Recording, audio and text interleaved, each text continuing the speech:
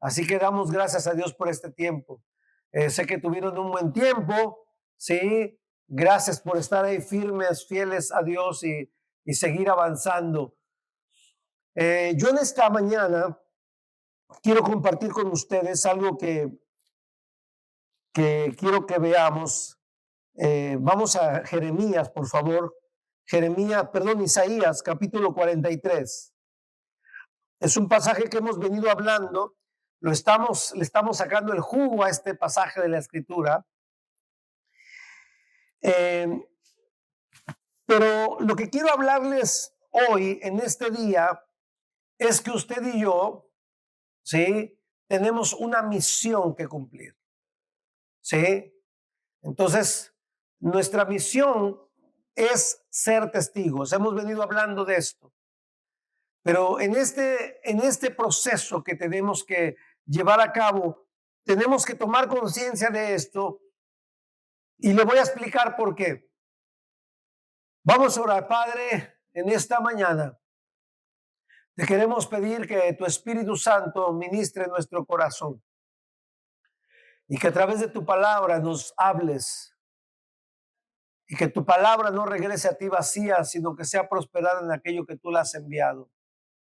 Te pedimos, Dios, que nos ayudes, que nos guíes con tu Espíritu Santo para poder comprender esta revelación tuya y que nuestro espíritu sea iluminado y que podamos entender, comprender en lo profundo de nuestro espíritu esas verdades que transforman y que como iglesia podamos trascender, Señor, de el lugar de confort a un lugar de actividad en el sentido de poder ir y empezar a cumplir la misión para la cual tú nos has escogido como tus hijos, Señor. Gracias, Señor, por tu amor y guíanos en este tiempo en el nombre de Jesús. Amén. Entonces, si quiere ponerle como título a la charla de esta mañana, es la misión. ¿Sí? Tenemos una misión que cumplir. Versículo 1 de Isaías capítulo 43, porque ya lo hemos venido diciendo, así dice ahora el Señor, quien te creó y te formó. No temas, Jacob, porque yo te redimí, yo te di tu nombre, Israel, y tú me perteneces. Cuando pases por las aguas, yo estaré contigo. Cuando cruces los ríos, no te anegarán. Cuando pases por el fuego, no te quemarás, ni las llamas arderán en ti. Yo soy el Señor tu Dios, yo soy tu Salvador, el Santo de Israel. Yo he pagado por tu rescate a Egipto, Etiopía y Seba. Ante mis ojos tú eres grandemente estimado y digno de honra. Yo te amo y por ti y por tu vida daré hombres y naciones. No temas, que yo estoy contigo. Del oriente traeré a tus descendientes y del occidente volveré a juntarte. Al norte le diré, entrégamelos, y al sur les diré, no retengas más a mis hijos. Trae a mis hijas de los confines de la tierra. A todos los que llevan mi nombre yo los he creado.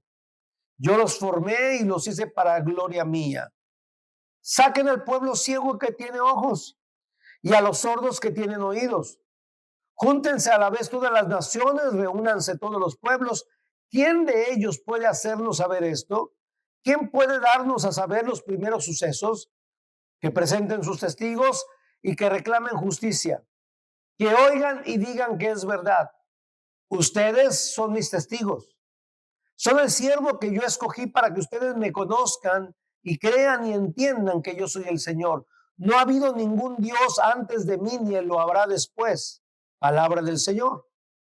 Solo yo soy el Señor y fuera de mí no hay quien salve. Yo anuncié, yo salvé, yo di a saber. Nunca hubo entre ustedes un Dios ajeno, así que ustedes son mis testigos de que yo soy Dios. Palabra del Señor. Yo soy Dios desde el principio. Nadie puede librar a nadie de mi mano. Lo que yo hago, ¿quién puede impedirlo? Así dice el Señor, el Santo de Israel y Redentor de ustedes. Yo enviaré por ustedes a Babilonia y haré que todos ellos, incluso los caldeos, emprendan la huida en los barcos que eran su alegría. Yo soy el Señor, su Dios, santo, el creador y rey de Israel. Así dice el Señor, el que abre un camino en medio del mar, una senda entre las aguas impetuosas, el que lleva juntos carros y caballos, ejércitos y fuerzas, a caer para no levantarse, a morir como mechas que se apagan. Bueno, este capítulo de Isaías 43, ya pasaron muchísimos capítulos para llegar a Isaías 43, pero quiero ponerles un poquito en contexto. El pueblo de Israel, específicamente, el pueblo de Israel se dividió a causa de los pecados que cometió. Entonces estaba el reino del norte y el reino del sur. Y el reino del norte eran 10 tribus de la nación de Israel, y del sur había 2 tribus nada más. ¿Sí? Entonces se dividen y unos van para, en este caso, van para Babilonia, ¿sí? Y el pueblo que fue para Babilonia, Dios lo llevó a causa de sus pecados. O sea, hubo una división, pero también hubo pecado de parte del pueblo de Dios, y eso provocó que la ira de Dios se encendiera en contra de su propio pueblo. Y ahora les voy a explicar por qué. Quiero que me acompañen un poquito ahí a Isaías capítulo 1, y quiero que veamos algunos pasajes de esto. Mire, y quiero que vea que Isaías tuvo una función, por supuesto que es un profeta, y él estuvo en medio de todo esto, pero hay algo interesante. Mire, visión que Isaías, hijo de Amós, tuvo acerca de Judá y de Jerusalén en los días del reyes Usías, Jotán, Ahaz y Ezequías, los cuales reinaron en Judá. Entonces aquí tenemos que estamos hablando de que el reino del sur estaba la tribu de Judá y la tribu de Benjamín. Y estas fueron las tribus que fueron cautivas para Babilonia. Aquí empieza a hablar de la visión. Versículo 2 dice: así dice el Señor, ustedes los cielos oigan y tu tierra escucha. He criado hijos, los he visto crecer, pero ellos han pecado contra mí. El buey conoce a su dueño y el asno conoce el pesebre de su amo, pero Israel no entiende, mi pueblo no tiene entendimiento. Y luego el versículo 4 empieza a decir: ay, gente pecadora, pueblo bajo el peso de la maldad, ay, simiente de malvados, hijos corrompidos que han abandonado al Señor, han provocado la ira del Santo de Israel y le han dado la espalda. Qué fuerte es esto, ¿no? ¿Por qué quieren ustedes ser castigados todavía? ¿Van a seguir siendo rebeldes? Tienen toda la cabeza enferma y todo el corazón adolorido. De la punta del pie a la cabeza no tienen nada sano. Todos son heridas, hinchazones y llagas abiertas que nadie ha curado, ni vendado, ni limpiado con ungüento. Ante ustedes su tierra es asolada e incendiada sus ciudades. Su país es devorado por gente extraña, asolado como si lo asolaran extraños. La hija de Sión se ha quedado solitaria. Parece la enramada de una viña, la cabaña de un melonar. Parece una ciudad desolada. Si el Señor de los ejércitos no nos hubiera dejado un remanente, un poco más y seríamos como Sodoma, semejantes a Gomorra. Estos primeros versículos hablan de la situación en que se encuentra el pueblo de Judá, la tribu de Judá en Jerusalén, ¿sí? La tribu de Benjamín. Y es una situación muy crítica. ¿Por qué? Porque empezó a pasar que el pueblo se empezó a contaminar. Empezó a abrazar la idolatría, empezaron a estar muy presionados, pero a la vez ellos empezaron a ceder a los pecados de las otras naciones. Vamos a los siguientes versículos. Príncipes de Sodoma, oigan la palabra del Señor. Pueblo de Gomorra, escuchen la enseñanza de nuestro Dios. El Señor dice: ¿para qué me sirven sus muchos sacrificios? Estoy harto de holocaustos, de carneros y de la grasa de animales gordos. No me agrada la sangre de bueyes ni de ovejas y machos cabríos. Cuando ustedes vienen a presentarse ante mí, ¿quién les pide que traigan esto o pisotean mis atrios? No me traigan más ofrendas inútiles. El incienso me repugna, no soporto la luna nueva, ni el día de reposo, ni las reuniones que convocan. Sus fiestas solemnes son inicuas. Mi alma aborrece sus lunas nuevas y sus fiestas solemnes son para mí una carga insoportable. Y cuando ustedes tienden las manos hacia mí, yo apartaré de ustedes mis ojos, y cuando multiplican sus oraciones no las oiré, pues tienen ustedes las manos llenas de sangre. Lávense, límpiense, aparten de mi vista sus malas acciones, dejen de hacer lo malo y aprendan a hacer lo bueno, busquen la justicia, reprendan al opresor, hagan justicia a los huérfanos y defiendan los derechos de las viudas. Y el versículo 18 dice, vengan ahora y pongan las cosas en claro. Si sus pecados son como la grana, se pondrán blancos como la nieve. Si son rojos como el carmesí, se pondrán blancos como lana. Si ustedes quieren y me hacen caso, comerán lo mejor de la tierra, pero si no quieren y son rebeldes, serán consumidos por la espada. Cuando oímos estas palabras, ¿usted qué piensa? Que es una nación incrédula, ¿no? Una nación que parece que no conoce a Dios, pero está hablando del pueblo de Dios que Dios escogió. Y se empezaron a contaminar. De hecho, todo lo que hablamos donde dice que Dios no quiere sus lunas nuevas, ya no quiere sus fiestas, sus oraciones, todo Dios lo había determinado, les había dicho qué hacer, cómo celebrar el culto a Él, pero lo que Dios quería es que el corazón de ellos estuviera relacionado con Él en una correcta comunión. Mas, sin embargo, el pueblo lo que hizo, empezó a vivir a su manera, de la manera como ellos querían, y pensaban que por orar a Dios, que por levantar las manos, que por hacer todos los rituales que Dios les había dicho, Dios los iba a escuchar o Dios los iba a ayudar.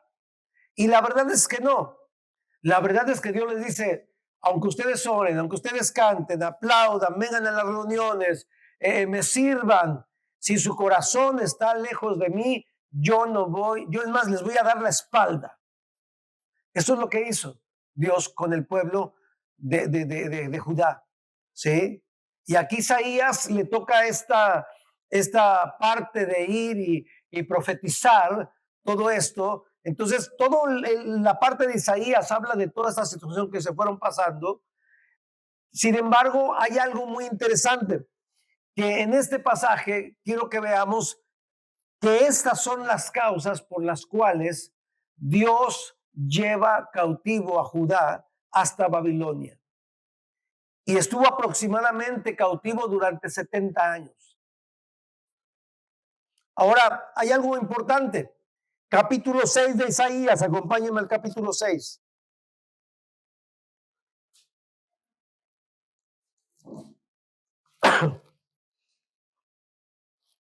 Hay una visión que tiene Isaías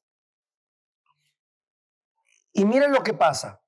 En el año que murió el rey Uzías, yo vi al Señor sentado sobre un trono alto y sublime.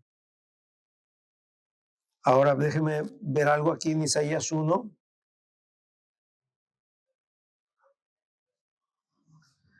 Bien, Isaías 1 habla del rey Uzías, todavía estaba vivo, pero ya en el capítulo 6 menciona y dice, en el año que murió el rey Uzías, yo vi al Señor sentado sobre un trono alto y sublime, y al borde de su manto cubría el templo. 2 serafines permanecían por encima de él, y cada uno de ellos tenía 6 alas, con 2 cubrían el rostro, con 2 se cubrían los pies y con 2 volaban. Y uno de ellos clamaba al otro y le decía, Santo, santo, santo es el Señor de los ejércitos, toda la tierra está llena de su gloria. La voz del que clama hizo que el umbral de las puertas se estremeciera y el templo se llenó de humo. Entonces dije yo, ay de mí. O sea, ¿quién dijo esto? Isaías. Soy hombre muerto. Mis ojos han visto al Rey, el Señor de los ejércitos, aun cuando soy un hombre de labios impuros y habito en medio de un pueblo de labios también impuros, o sea, del pueblo de Judá, ¿sí? Del pueblo de Dios. Dice, entonces uno de los serafines voló hacia mí y en su mano llevaba un carbón encendido que había tomado del altar con unas tenazas, y con ese carbón tocó mi boca y dijo: con este carbón he tocado tus labios para remover tu culpa y perdonar tu pecado. Después oí la voz del Señor que decía: ¿a quién enviaré? ¿Quién irá por nosotros? Y yo respondí: aquí estoy yo, envíame a mí. Dijo entonces: ve y dile a este pueblo. ¿A qué pueblo? ¿A qué pueblo? Exactamente, al de Judá. ¿Sí? Dile a ese pueblo: oigan bien pero no entiendan, vean bien pero no comprendan. Entorpece el corazón de este pueblo, cierra sus oídos y cierra sus ojos, que no vean con sus ojos, ni oigan con sus oídos, ni entiendan con su corazón, para que no se conviertan ni sea sanado. Qué tremendo, ¿no? Yo dije: ¿hasta cuándo, Señor? Y él respondió: hasta que las ciudades se queden asoladas y sin habitantes, hasta que no haya nadie en las casas y la tierra quede hecha un desierto, hasta que el Señor haya expulsado a la gente y los lugares abandonados se hayan cumplido, multiplicado en el país. Y si aún queda en el país la 10ª parte de sus habitantes, este volverá a ser destruido. Pero la simiente, diga conmigo, la simiente será santa como el roble y como la encina, que después de cortados aún queda el tronco. Quiero mencionarles en esta parte de la escritura que, bueno, la primera parte vimos la situación en que se encontraba el pueblo porque hoy fue cautivo, pero en esta parte Dios escoge a Isaías y lo quiere llevar a hablarle a este pueblo para que se arrepientan. Pero la intención aquí en este pasaje es interesante porque le dice: ve y háblales, pero para que no entiendan, que escuchen, pero que no oigan. Y esto es muy parecido si usted ve el pasaje de la escritura cuando Jesús hablaba en parábolas, ¿se acuerda? Que le hablaba al pueblo y les hablaba en parábolas porque les hablaba en palabras y no entendían. Entonces, cuando se acerca con sus discípulos y le dice: a ustedes les es dado a conocer los misterios del reino, los secretos, pero a ellos no. Entonces, ¿cómo puede ser, y pensaba yo, que un Dios manda a un profeta a decirle a su pueblo muchas cosas, pero que no entiendan y que no sean sanados? Si Dios quiere sanarlos. ¿Qué fue lo que pasó acá? Hubo un juicio de Dios tan fuerte a causa de tantos pecados que había cometido el pueblo de Dios. O sea, llegó a lo que sería el colmo. Sin embargo, en Isaías capítulo 1 vemos que casi por un poquito más, dice, llegan a ser como Sodoma y Gomorra. Si no hubiera un remanente, ustedes hubieran sido como Sodoma y Gomorra. Después en Isaías 6 viene esta visión para el profeta Isaías y resulta que Isaías también estaba involucrado. Dios le habla a este profeta y lo escoge Dios y lo saca de en medio de esta inmundicia, viene y lo purifica, le perdona el pecado, lo limpia. ¿Por qué? Porque tiene una misión que cumplir. Hay una misión que Dios quiere cumplir con su pueblo y tiene que llevarse a cabo. Escuche bien esto: la misión que Dios tiene para su pueblo se tiene que llevar a cabo. O sea, la iglesia de Jesucristo tiene una misión y se tiene que llevar a cabo. Dios tiene un plan con su nación, con su pueblo, y se tiene que llevar a cabo. Desde el Génesis, así como Adán y Eva pecaron, Dios empezó con un plan nuevo, y toda la historia desde el Antiguo Testamento, en el Nuevo vemos cómo se cumplen muchas cosas, pero hay una visión, hay una promesa de salvación para toda la humanidad, para todo aquel que en él crea.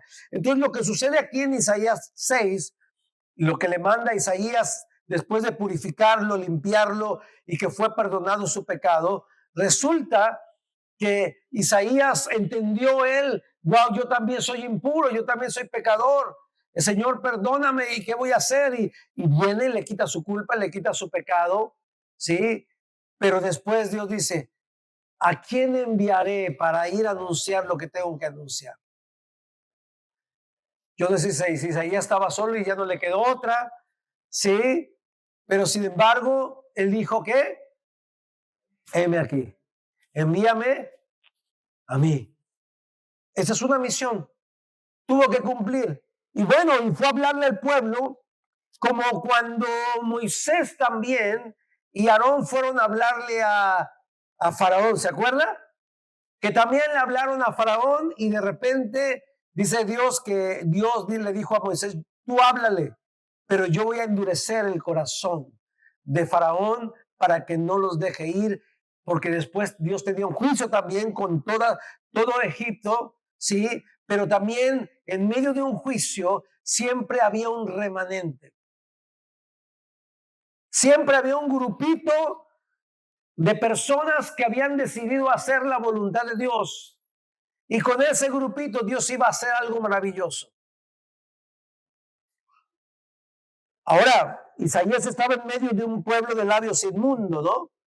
Ahora acompáñeme, por favor, al capítulo 13 de Isaías.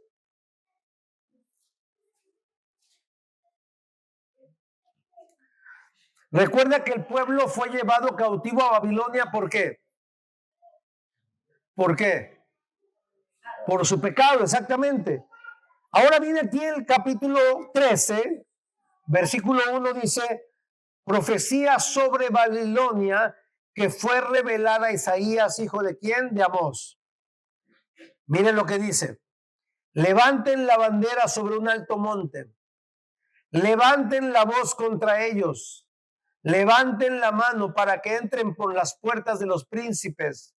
Yo di órdenes a mis consagrados, convoqué también a mis valientes, a los que se alegran con mi triunfo, para que ejecuten mi castigo. Hay un gran estruendo en los montes, como de mucha gente, ruidoso estruendo de reinos, de naciones que se reúnen. El Señor de los ejércitos pasa revista a las tropas para la batalla. El Señor y los instrumentos de su ira vienen de lejanas tierras, desde los confines de los cielos para destruir toda la tierra. Griten de dolor, que cercano está el día del Señor. Viene como asolamiento del Todopoderoso. Por eso pierde su fuerza toda mano, por eso desfallece todo corazón. Se llenan de terror, la angustia y el dolor los domina. Tienen dolores como de parturienta, con el rostro encendido unos a otros se miran con asombro. Viene ya el día terrible del Señor, día de ardiente ira e indignación, que hará de la tierra un páramo y que raerá de ella a los pecadores. Ese día las estrellas y los luceros de los cielos no darán su luz, el sol se oscurecerá al amanecer y la luna no dará su resplandor. Yo castigaré al mundo por su maldad y a los impíos por su iniquidad. Acabaré con la arrogancia de los soberbios y abatiré la altivez de los fuertes. Haré que los hombres sean más escasos que el fino oro de Ofir. Y por la indignación del Señor de los ejércitos, en el día de su ardiente ira, haré que se estremezcan los cielos y que la tierra se mueva de su lugar. Cada uno mirará hacia su pueblo como oveja sin pastor, cada uno irá a su tierra como gacela perseguida. Todo el que sea hallado caerá atravesado por una lanza, todo el que caiga preso morirá a filo de espada. Y empieza a hablar toda esta profecía que tiene que ver con una profecía contra Babilonia, que fue el pueblo que llevó cautivo al pueblo de Dios. ¿Por qué? Porque Dios iba a liberar a su pueblo. ¿Me va siguiendo? Ahora, ¿por qué le comparto todo esto?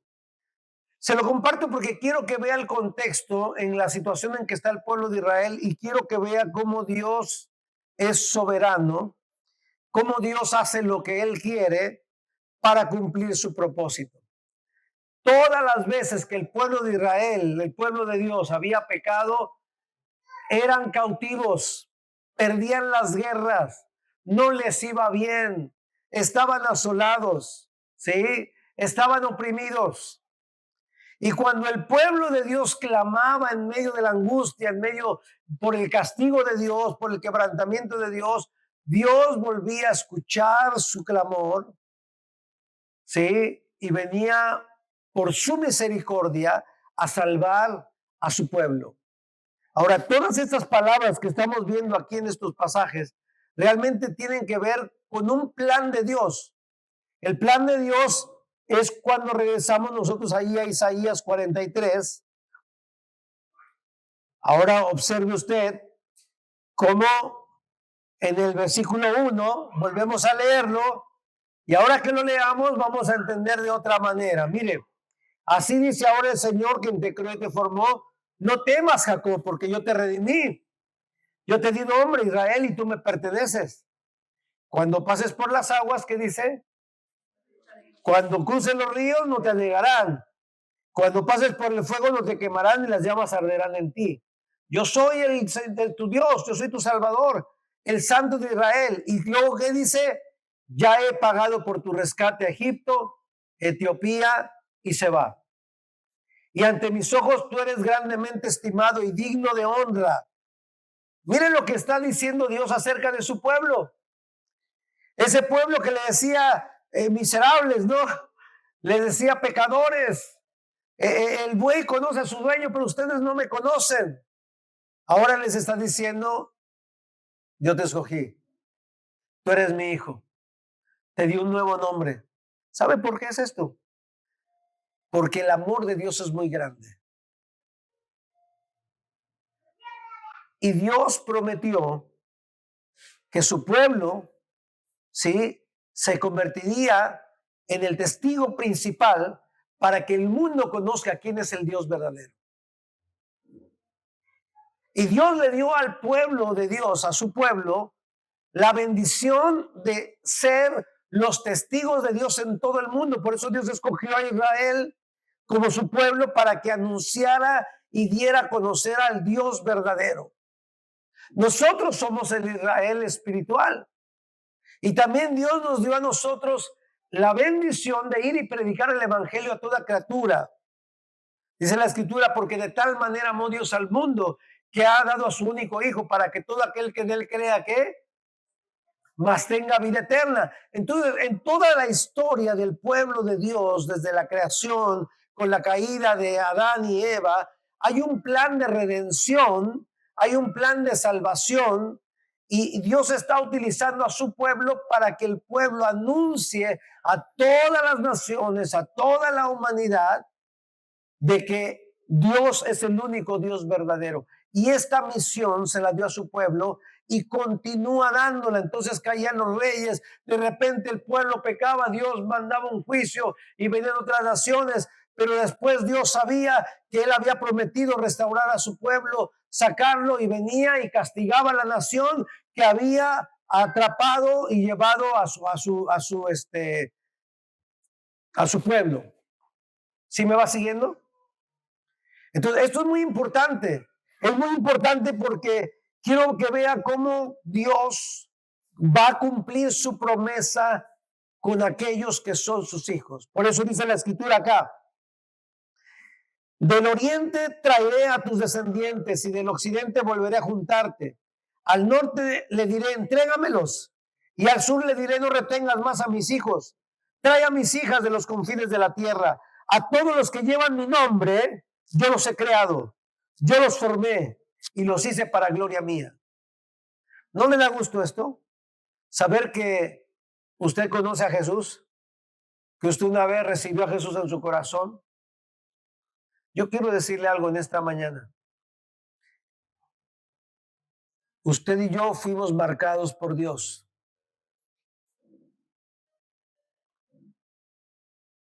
Y nadie nos va a arrebatar de las manos de Dios. Esto grábeselo en su corazón. Dios es un Dios de misericordia. Dios es un Dios de amor. Y Él nos prometió salvación. Él nos prometió estar en medio de su pueblo. Él es lo que prometió. Pero hay una misión que necesitamos cumplir. Pero también tengo que decirle que Dios es un Dios de juicios. Y que Dios quiere que nosotros vivamos consagrados a Él, porque el pecado trae juicio. Usted lo está viendo acá. O sea, Dios es tan misericordioso que que nos da una oportunidad y otra oportunidad para que nos volvamos a Él, para que volvamos a Él, para que estemos con Él, porque hay un plan que se tiene que cumplir. A mí lo que me impactó mucho fue como mandó al profeta Isaías para decir, háblales pero que no entiendan, que oigan pero que no oigan, ¿no? O sea, lo que estaba pasando es que llegó un momento que los que ya no querían, bueno, quieren dedicarse a la maldad, dedíquense a la maldad. Pero el remanente, el que en su corazón ha dispuesto seguir a Dios, yo quiero darle una noticia en esta mañana. Dios, si te escogió y tú le recibiste en su corazón, Él te quiere para Él. ¿Sí? No eres casualidad. Tú ya viste lo que vivíamos sin ser cristianos, sin haber conocido a Dios. Pero también experimentamos lo que es el amor de Dios y su perdón. Entonces esto nos llama a nosotros la atención. Wow, tenemos una misión tan grande que cumplir, de ser los testigos de Dios para anunciar el amor de Dios a toda la humanidad. Entonces, por supuesto que el enemigo quiere derribarnos. Por eso los enemigos de Israel siempre buscaron invadir, confundirles, contaminarles, para que cayeran en la idolatría, para que se metieran en toda cuestión de pecados sexuales, de inmoralidad, de robos, de muerte, de secuestros, de violencia. Esto es lo que estaba pasando. Hubo reyes del pueblo de Dios que fueron perversos, que abandonaron a Dios y levantaron altares a otros dioses dentro del mismo templo que habían construido para Dios. Y esto a nosotros también nos debe llamar la atención de saber que nosotros como hijos de Dios no podemos levantar otros altares o entrar en una idolatría donde algo no sea Dios el que ocupe el primer lugar en nuestro corazón. Y cuando nosotros entendemos esto, entonces entendemos que la misión se tiene que cumplir y que Dios nos escogió a cada uno de nosotros para llevar este mensaje de amor y de esperanza a todo aquel que está oprimido y cegado por el enemigo. Entonces hay una promesa acá para nosotros.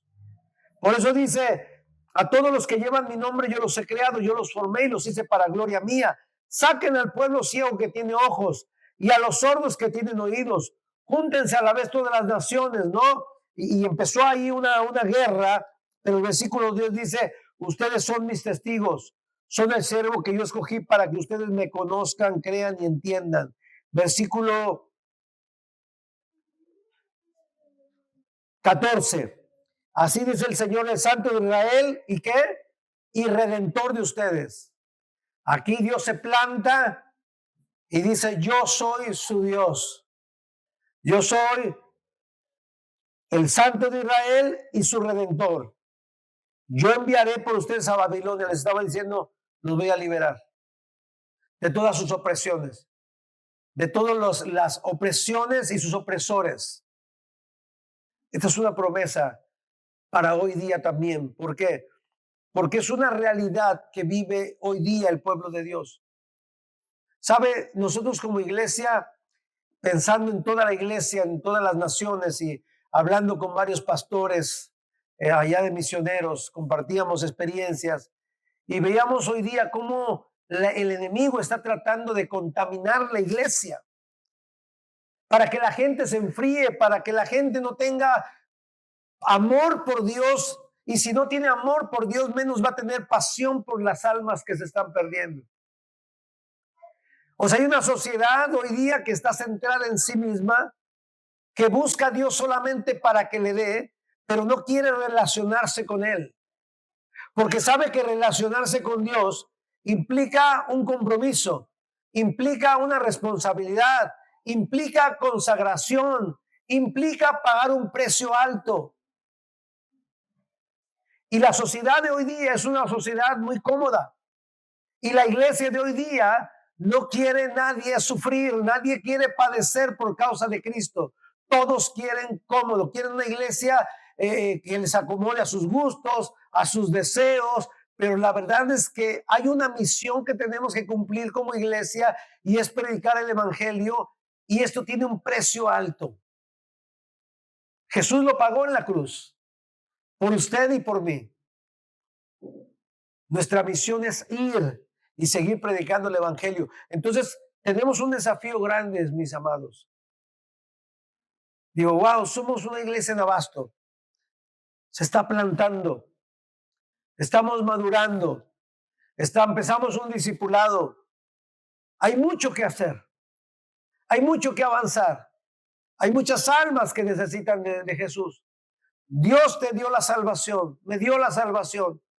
¿Hay áreas en tu vida que no están resueltas? Dios le decía a través del profeta Isaías al pueblo, bueno, pongámonos a cuentas. O sea, le estaba diciendo que están esperando para ponerse a cuentas. O sea, todavía quieren, y le decía ahí, todavía quieren seguir siendo castigados. ¿Les gusta que el enemigo los oprima? Es lo que le estaba diciendo al pueblo. ¿Les gusta que los maltraten y les gusta verse oprimidos por causa de sus pecados? ¿Hasta cuándo? Dice el Dios, ¿no? ¿Por qué no vienes ahora y arreglamos cuentas de una vez? Y si vuestros pecados fueren como la grana, como la nieve serán emblanquecidos. Si fueran rojos como el carmesí, vendrán a ser como blanca lana. Si quieren y oyen, comerán el bien de la tierra. Hay una promesa de Dios para nosotros. Pero yo quiero animarle en esta mañana que usted se dé cuenta que la realidad del reino de Dios es una cuestión de mucha responsabilidad y que la iglesia de Jesucristo tiene la misión de ser el testimonio vivo de la resurrección de Jesucristo y tenemos la misión de llevar la buena noticia a aquellos que están perdidos. La pregunta es si la estamos llevando a cabo. ¿Se da cuenta? Entonces, aquí es donde yo me pongo a pensar, wow, nosotros como iglesia, esto es una realidad, no es un club. Somos la iglesia de Jesús. Y tenemos que ir por más. Y hay que pagar un precio, lo vamos a pagar, pero Dios está con nosotros. ¿Sabe por qué? Porque Dios nos escogió para ser sus testigos, para que anunciemos quién es el verdadero Dios. Y donde quiera que vayamos, cada uno de nosotros, tenemos que ser luz en medio de las tinieblas. Y ahí la gente necesita conocer de Jesús. Vamos a ponernos de pie, vamos a orar. Esta es nuestra misión. Este es el contexto que vivió Isaías. El pueblo de Israel estuvo cautivo durante 70 años. Dios lo libera. Pero cuando Dios libera a su pueblo, ¿sabe para qué es? Para que esté en comunión con Él otra vez. Y para que esta comunión que se da, Dios manifieste su gloria. Y esta presencia que Dios derrama y esa relación de amor que se da en medio del pueblo, ¿sabe para qué es? Para ser testigos. O sea, disfrutamos este amor, pero no es para que nos quedemos ahí en una enramada en casa, tú y yo, Señor, a mí lo demás nadie me importa, nadie me interesa, solamente tú, Señor. Dios te dice, ok, yo te di mi amor, te perdoné, te restauré, te saqué del pozo de la desesperación y ahora ¿qué vas a hacer? ¿Te vas a quedar aquí conmigo? No, hay una misión que cumplir y mi amor va a estar contigo. Derriba tus ídolos, derriba tus altares. Y a veces nuestros altares son nuestros propios pecados, nuestros propios anhelos egoístas, donde levantamos altares y este es nuestro objetivo y nos olvidamos que Dios es sobre todas las cosas. Tenemos que apuntar hacia ahí.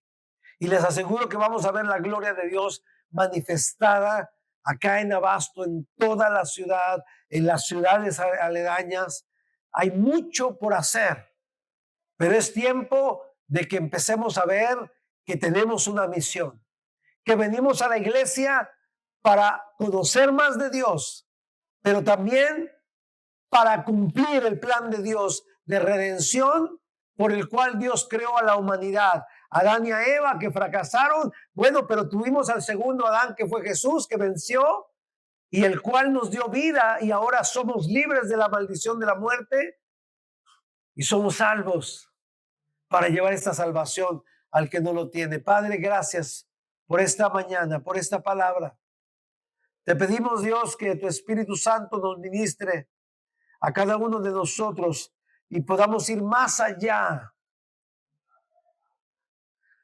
del materialismo, más allá del hedonismo, más allá del humanismo, Señor, que podamos ir más allá de nuestra propia comodidad, Señor, que podamos ver el propósito por el cual tú nos has escogido, el propósito por el cual nacimos, el propósito por el cual somos iglesia, Dios. Llévanos a otro nivel, Señor. Aquí estamos, Dios, delante de ti para estar a cuentas, para decirte que tú eres nuestro centro y que vamos a vivir para ti, Señor, y que si hay una guerra que pelear, la vamos a pelear, y si hay un precio que pagar, lo vamos a pagar, pero no queremos que tu presencia sea parte de nosotros. Queremos conocerte. Ayúdanos, Señor, a ser mejores para ti, para que el mundo crea, para cumplir ese propósito de ser tus testigos en donde quiera que estemos. Gracias por esta preciosa iglesia, Señor, que tú estás levantando en esta ciudad y donde muchas personas van a conocer tu amor a través de nuestras vidas. Gracias, Señor, en el nombre de Jesús. Amén y amén.